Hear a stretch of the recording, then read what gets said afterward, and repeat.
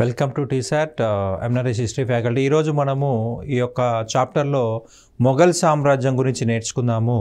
Right, Mughal సామ్రాజ్యము భారతదేశ చరిత్రలో మరొక గొప్పటువంటి చాప్టర్ ఈ యొక్క మొఘల్ సామ్రాజ్యము. ఢిల్లీ సుల్తానుల యొక్క పతనం తర్వాత భారతదేశంలో ఏర్పడినటువంటి రాజ్యమే మొఘల్ సామ్రాజ్యము. రైట్, ఇబ్రహీం లోడీని ఓడించి చంపివేసి బాబర్ ఈ యొక్క మొఘల్ సామ్రాజ్యాన్ని భారతదేశంలో ప్రారంభించడం జరిగింది. రైట్, 1526లో మొఘల్ సామ్రాజ్యమును బాబర్ స్థాపించాడు. రైట్, ఇది భారతదేశ చరిత్రనే మలుపు తిరిపిన సంఘటనగా చెప్పాల్సి ఉంటుంది.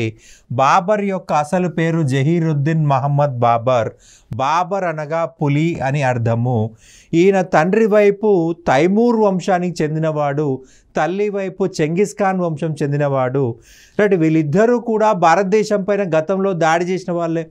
మనం గత వీడియోలో నేర్చుకున్నామండి. రైట్, తైమూర్ అనే వ్యక్తి రైట్ నాసిరుద్దీన్ మహమ్మద్ తుగ్లక్ షా కాలంలో భారతదేశంపై దండయాత్ర చేశాడు.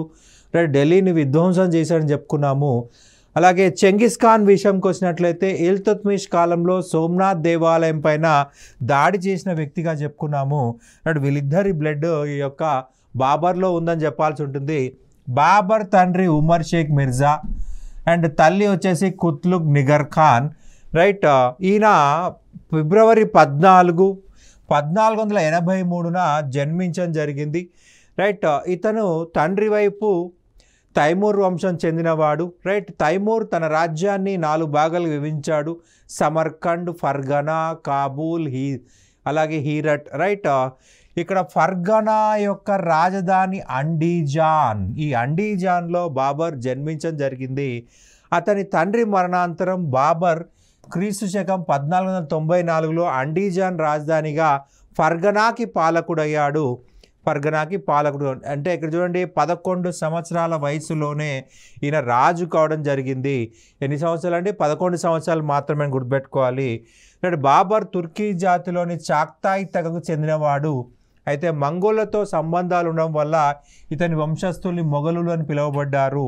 బాబర్ రాజ్యం చేపట్టే నాటికి 11 సంవత్సరాల చిన్నపిల్లవాడు కాబట్టి అతని నాయనమ్మ దౌలత్ బేగం అన్ని విధాలుగా సహాయం చేసింది. 1501లో తన తాత రాజధాని అనేటువంటి సమర్కండ్ను ఆక్రమించుకోవాలని చెప్పేసి తైమూర్ యొక్క రాజధాని ఏంటండి సమర్కండ్. రైట్, భూతల స్వర్గంగా భావించబడేవారు సమర్కండ్ ప్రాంతాన్ని. ఇస్లాం మతంలో ప్రతి రాజు సమర్కండ్ని పరిపాలించాలనుకునేవాడు. ఇస్లాం ప్రపంచంలో ఒక ముఖ్యమైన ప్రాంతము లేదా స్వర్గంతో కంపేర్ చేయబడింది. సో బాబర్ తన తాత రాజధాని సమర్కండ్, తైమూర్ రాజధాని పరిపాలించాలనుకున్నాడు. అనేక సార్లు దాడి చేశాడండి. తన 3వ దండయాత్ర 1501లో రైట్ సమర్కండ్ను జయించాలని జయించడం జరిగింది. అయితే సమర్కండ్ పొందిన కొద్ది రోజులకే ఫర్గనా రాజ్యాన్ని కోల్పోయాడు. ఎందుకంటే ఇతను కంప్లీట్గా సమర్కండ్ పైన ఫోకస్ చేశాడు. అప్పుడు ఏమైందంటే ఇక్కడ ఫర్గనాలో సైన్యం లేదు. సో ఇక్కడ తిరుగుబాటు వచ్చేసి ఫర్గనాను ఆక్రమించుకున్నాడు. 1500 నుండి 1504 మధ్య రాజ్యం లేక ప్రవాస జీవితం గడిపాడు. మనకి ఇక్కడ ఫర్గనా రాజ్యాన్ని తిరిగి పొందడం కోసము అతను వెనక్కొచ్చాడండి. వెనక్కొచ్చి ఫర్గనాతో యుద్ధం చేస్తుండగా సమర్కండ్లో సమస్యలు ఏర్పడ్డాయి. సమర్కండ్ను కూడా కోల్పోయాడు. రైట్, సో ఇక్కడ సమర్కండ్ కూడా కోల్పోవడంతో ప్రవాసం జీవితం గడపాల్సి వచ్చింది. రాజ్యము లేని రాజుగా జీవించాల్సి వచ్చింది. 1504లో కాబూల్లో పరిస్థితులు అస్తవ్యస్తంగా ఉండడం వల్ల కాబూల్ని ఆక్రమించి పాత్షా అనే బిరుదును ధరించడం జరిగింది. 1530లో ఈయన మరణించాడు.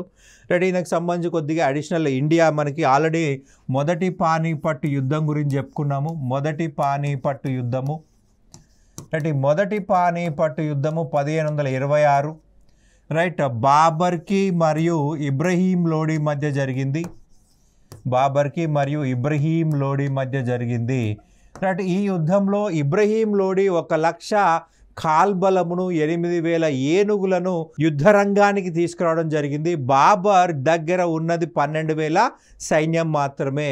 రైట్, యుద్ధంలో బాబర్ రుమి అని చెప్పేసి అలాగే తులుగ్మా అని చెప్పేసి 2 యుద్ధ ప్రణాళికలను పాటించాడు. యుద్ధ ప్రణాళికలు, యుద్ధంలో ప్రణాళికలు లేకపోతే ఓడిపోతారు. సో బాబర్ వాడిన యుద్ధ ప్రణాళికలు ఏంటయ్యా అంటే రుమి, రైట్, రుమి అలాగే తులుగ్మా అని చెప్పాల్సి ఉంటుంది, రైట్. సో ఈ యుద్ధంలో సునాయాసంగా ఇబ్రహీం లోడిని ఓడించి ఢిల్లీ మరియు ఆగ్రాలను ఆక్రమించి భారతదేశంలో మొఘల్ సామ్రాజ్య స్థాపన చేశాడండి, రైట్. 1527లో ఇతను బాబర్, రైట్, రాణా సంగా తోటి యుద్ధం చేయడం జరిగింది.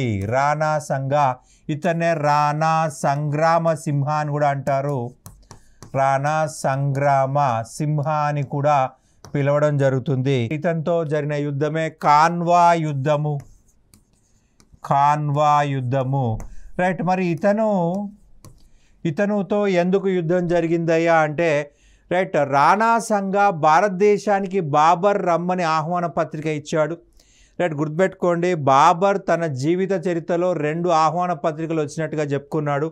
మొదటి ఆహ్వాన పత్రిక ఇచ్చింది రాణా సంగా, కానీ రాణా సంగా పిలవగానే రాలేదు. రెండవ ఆహ్వాన పత్రిక ఇచ్చింది దౌలత్ ఖాన్ లోడి, దౌలత్ ఖాన్ లోడి, రైట్.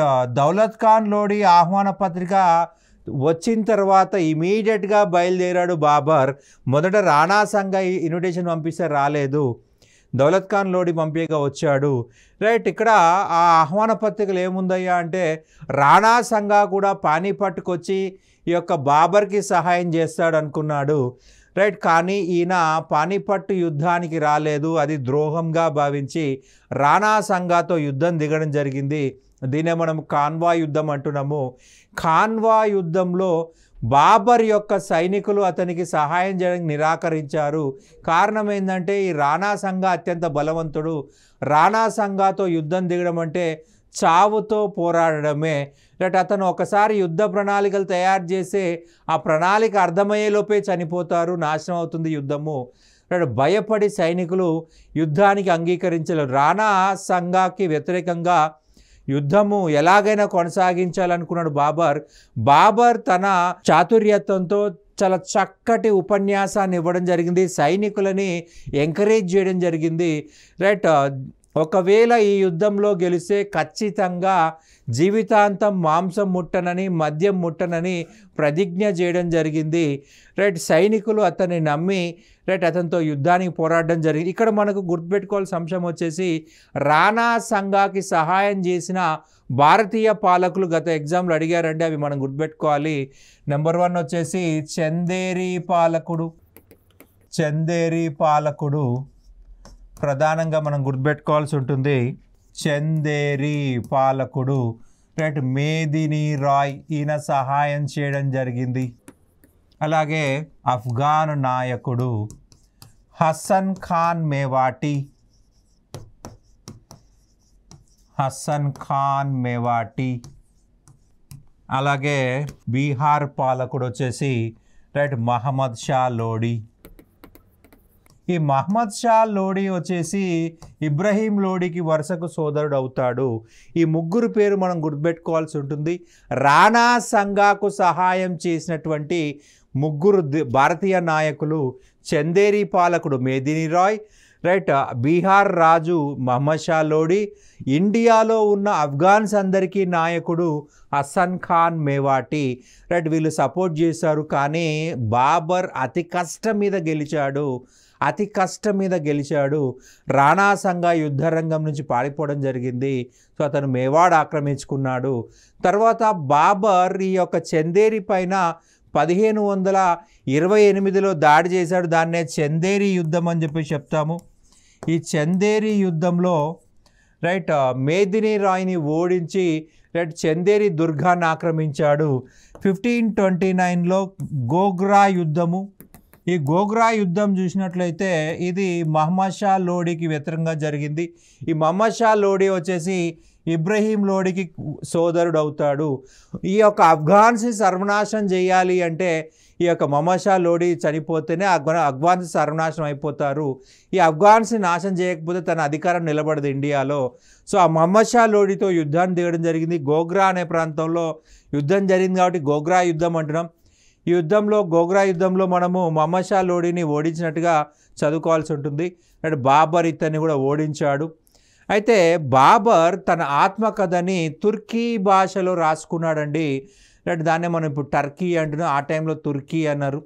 తుర్కీ భాషలో తన ఆత్మకథ రాసుకున్నాడు తుజుకి బాబరీ అనే పేరుతోటి.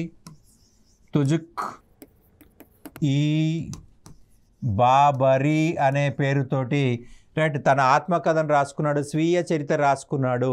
చాలా చక్కగా స్వీయ చరిత్ర రాయడం వల్ల బాబర్ని చరిత్రకారులు స్వీయ చరిత్రలు రాయడంలో రారాజు అని చెప్పేసి పిలవడం జరిగింది. స్వీయ చరిత్రలు రాయడంలో రారాజు రైట్, అది మనం గుర్తుపెట్టుకోవాల్సి ఉంటుంది. చాలా చక్కగా రాశాడు. కవులు ఎలాగైతే రాస్తారో కవులలాగా రాసి, ఇతను రాజు అయినప్పటికీ చాలా చక్కగా రాశాడు, బాగా చదువుకున్న వ్యక్తి రైట్. ఇతను ఇండియా గురించి మాట్లాడాడు రైట్, అతను కాబూల్ విషయం గురించి మాట్లాడాడు, సమర్కండ్ గురించి మాట్లాడాడు, ఫర్గనా గురించి మాట్లాడాడు. మన ఇండియా గురించి చూసినట్లయితే భారతదేశంలో అద్భుతమైన ఫలము అంటే మామిడి పండు అని చెప్పడం జరిగింది. భారతదేశంలో తోటలు లేవని చెప్పేసి, అలాగే వేట కుక్కలు లేవని చెప్పేసి, జలపాతాలు లేవని బాధపడ్డాడు.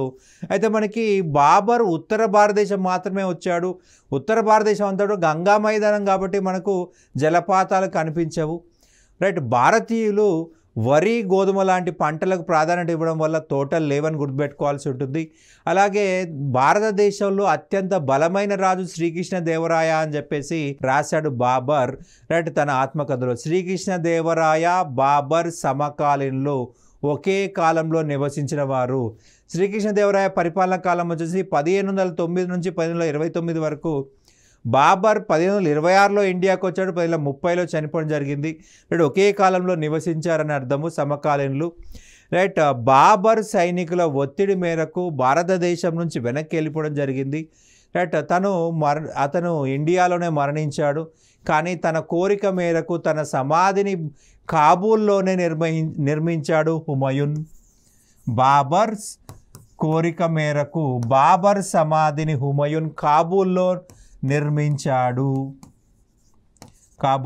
నిర్మించడం జరిగింది రైట్గా. నెక్స్ట్ హుమయూన్ గురించి చూసినట్లయితే హుమయూన్ అంటే అదృష్టవంతుడు అని అర్థం అండి. ఇతని పరిపాలనా కాలం 1530 నుండి 1540 రైట్, 1555 నుంచి 1556 వరకు. మధ్యలో 15 సంవత్సరాలు రాజ్యం కోల్పోయి దేశ దిమ్మరిగా తిరిగాడు. అందువల్ల అతని పీరియడ్ మనం అక్కడ కట్ చేయాల్సి వచ్చిందనమాట. 1540 నుంచి 1555 వరకు అతను రాజుగా లేడు, అతని అధీనంలో ప్రాంతం లేదు. హుమయూన్ పూర్తి పేరు నాసిరుద్దీన్ మహమ్మద్ హుమయూన్. హుమయూన్ అంటే అదృష్టవంతుడు అని అర్థము. హుమయూన్ అనే పేరుతో రాజయ్యాడు ఆయన. ఇతను క్రీస్తు శకం 1508 మార్చి 7వ తేదీన మహమంగాకు కాబూల్లో జన్మించాడు. మహమంగా రైట్. హుమయూన్ యొక్క తల్లి పేరు మహమంగా రైట్. హుమయూన్ అనగా అదృష్టవంతుడు అని అర్థము. హుమయూన్ సింహాసనం అధించక ముందే బదాఖ్షాన్, షంబాల్ ప్రాంతాలకు రాజప్రతిగా పనిచేశాడు. హుమయూన్ రాజు కాకుండా ప్రధాని ఖలీసా కుట్రలు పనినప్పటికీ బాబర్ మరణించిన 3వ రోజు అనగా డిసెంబర్ 29, 1530న ఆగ్రాలో హుమయూన్ పట్టాభిషేకం జరిగింది. ఇక్కడ మొఘల్స్ రాజధాని అంటే ఏం చెప్పాలండి? ఆగ్రా, ఢిల్లీ కాదు. ఢిల్లీ నుంచి పరిపాలించిన ఒకే ఒక్కడు షాజహాన్. తన పేరు మీద రైట్ ఎర్రకోట కట్టుకున్నాడు, అతను ఒక్కడే. మిగిలిన వారంతా కూడా ఆగ్రా నుంచే పరిపాలించారు. పట్టాభిషేకం కూడా ఆగ్రా నుంచే చేసుకున్నారు.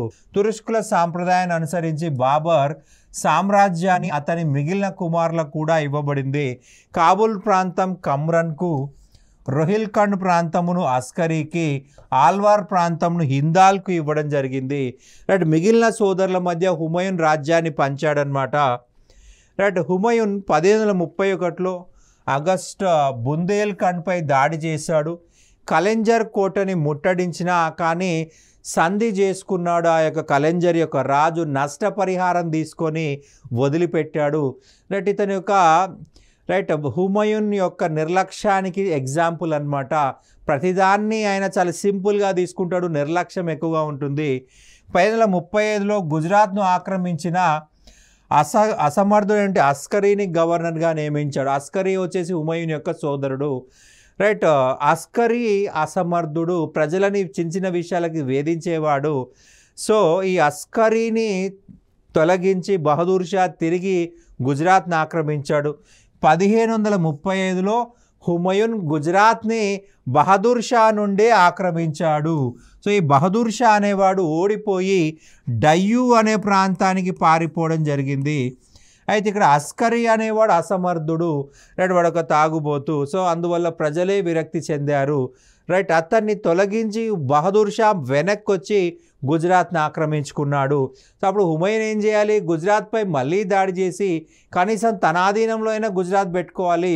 కానీ గుజరాత్ వైపే కన్నెత్తి చూడలేదు హుమయూన్. అందుకే ఇతను కొద్దిగా నిర్లక్ష్యం మనిషి అని చెప్తున్నాము.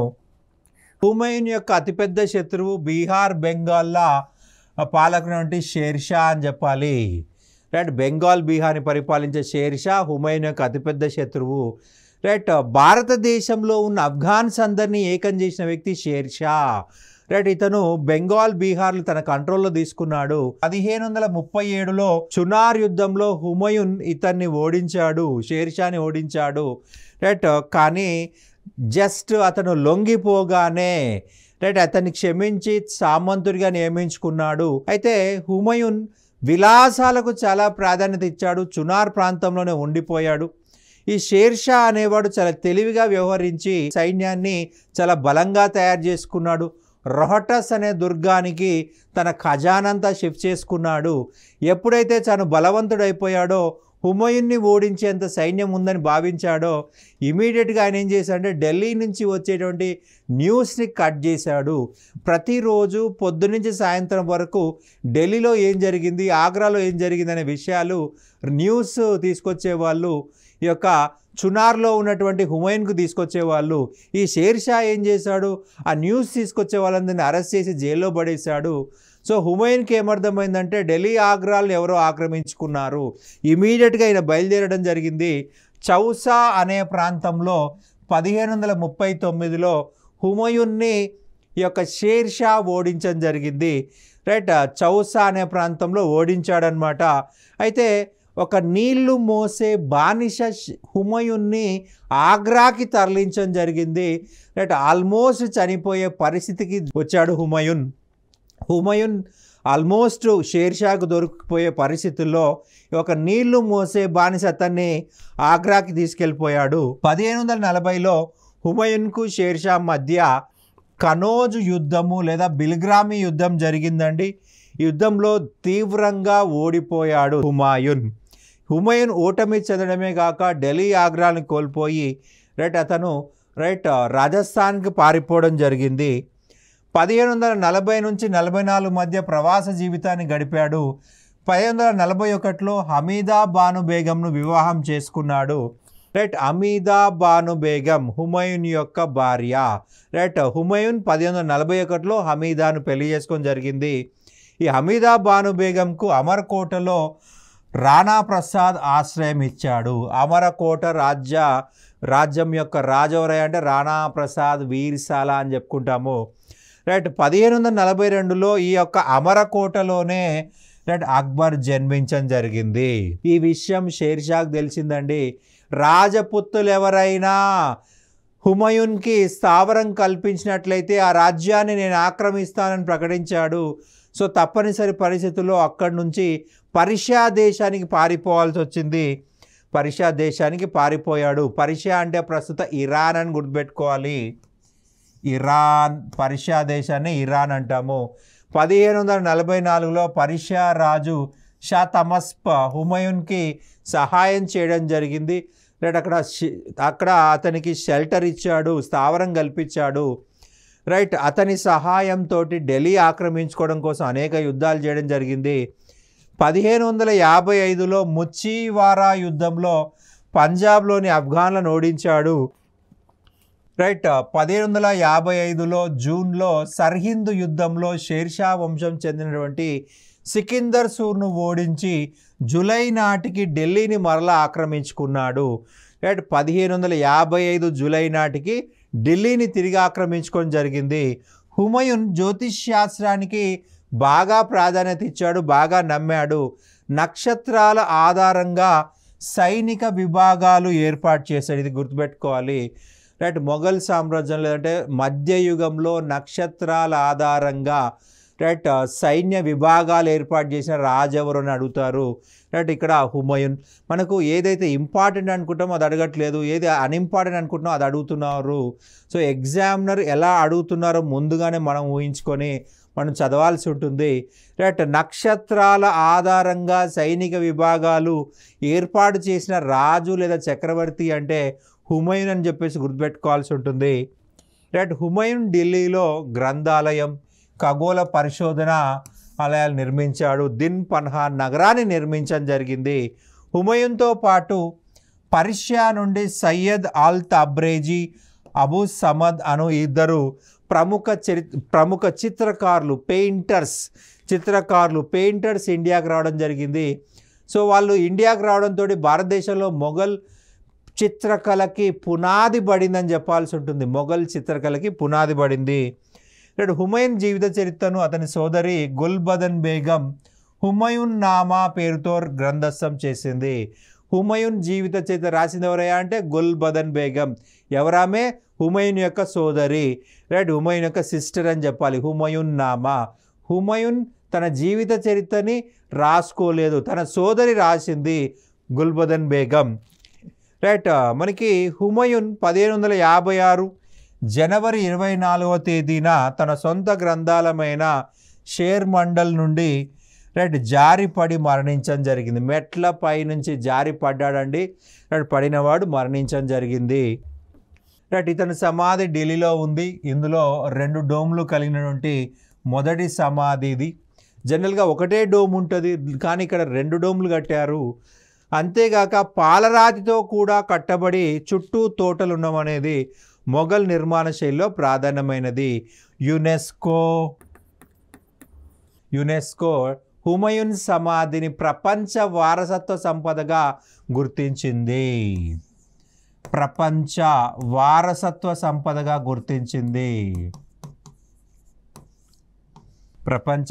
సంపదగా గుర్తించింది. ఇది గుర్తుపెట్టుకోవాలి. ఏ మొఘల్ చక్రవర్తి సమాధిని ప్రపంచ వారస సంపదగా గుర్తించబడిందని ఎగ్జామ్లో అడుగుతారు. So we have to remember. Right UNESCO దేని గుర్తించాయంటే హుమయూన్ సమాధిని.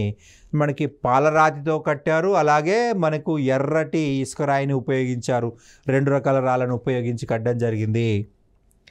రైట్ ఇక నెక్స్ట్ చూసినది అక్బర్ అసలు పేరు జలాలుద్దీన్ మహమ్మద్ అక్బర్. రైట్ ఇతను 1742 అక్టోబర్ 15వ తేదీన రైట్ అమరకోటలో హమీదా బాను బేగంకు జన్మించడం జరిగింది. అక్బర్ గురువు అబ్దుల్ లతీఫ్, సంరక్షకుడు బైరామ్ ఖాన్ ఇతను ఖాన్ బాబా అని పిలవడం జరిగింది. ఖాన్ బాబా. అక్బర్ అనగా గొప్పవాడు.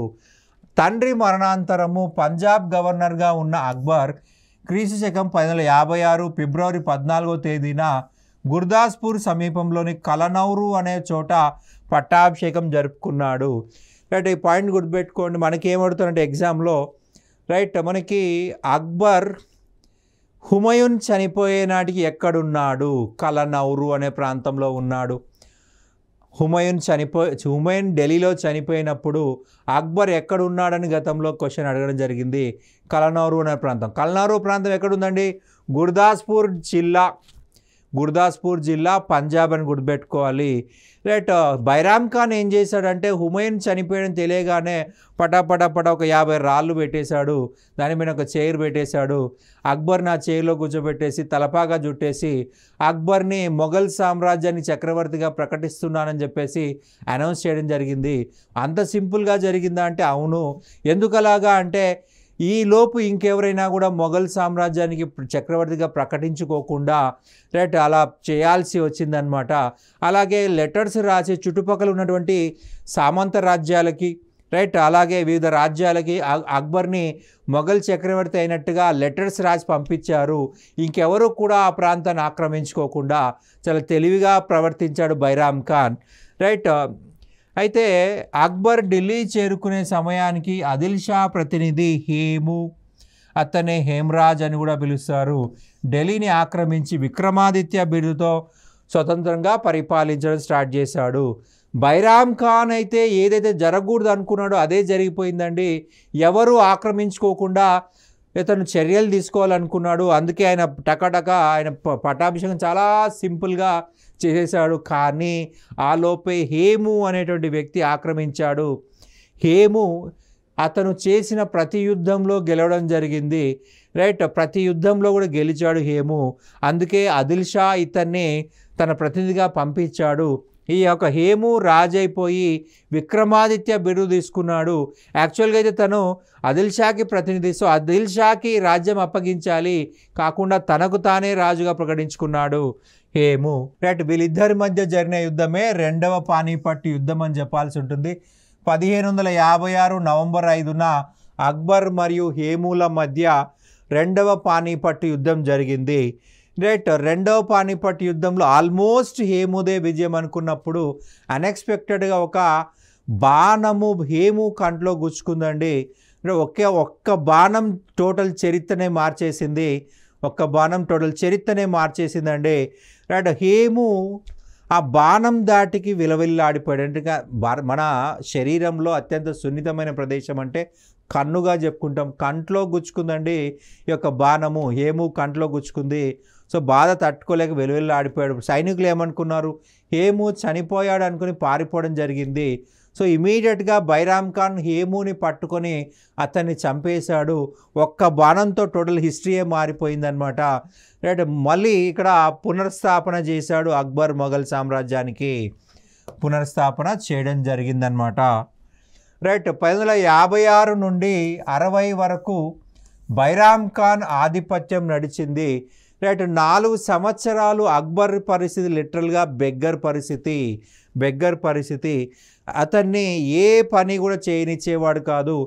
అక్బర్ ఏదైనా డబ్బులు ఖర్చు పెట్టాలన్నా కూడా బైరామ్ ఖాన్ ముందు చేయి జాపాల్సిన పరిస్థితి దిగజార్చేశాడు. మితిమీరిన అతని చర్యలకు అక్బర్ అతన్ని ఉద్యోగం నుంచి తొలగించి మక్కాకి పంపించడం జరిగిందండి. మార్గ మధ్యంలో బైరామ్ ఖాన్ పట్టన్ అనే ప్రాంతంలో హత్య గావించబడ్డాడు. పట్టన్ గుజరాత్ అని గుర్తుపెట్టుకోవాలి. పట్టన్ గుజరాత్ అని గుర్తుపెట్టుకోవాల్సి ఉంటుంది. ఈ ప్రాంతంలో రైట్ హత్య గావించబడ్డాడు. సో బైరామ్ ఖాన్ శకం అనేది ముగిసింది. రైట్, ఇది మనకు మొఘల్ సామ్రాజ్యం యొక్క మొదటి భాగము. Thank you.